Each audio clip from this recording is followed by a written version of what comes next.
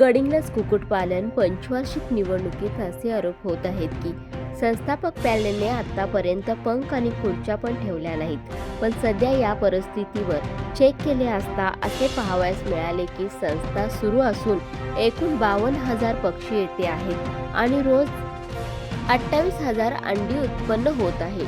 याच अनुषंगाने आढावा घेतला ते अभिजित लांगरे यांनी।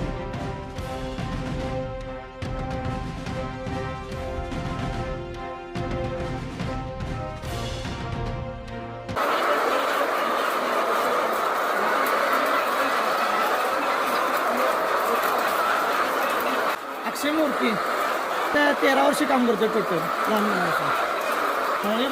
इथला पण मी प्रॉपर इथलाच आहे, तर 13 वर्ष काम करतो टोटल।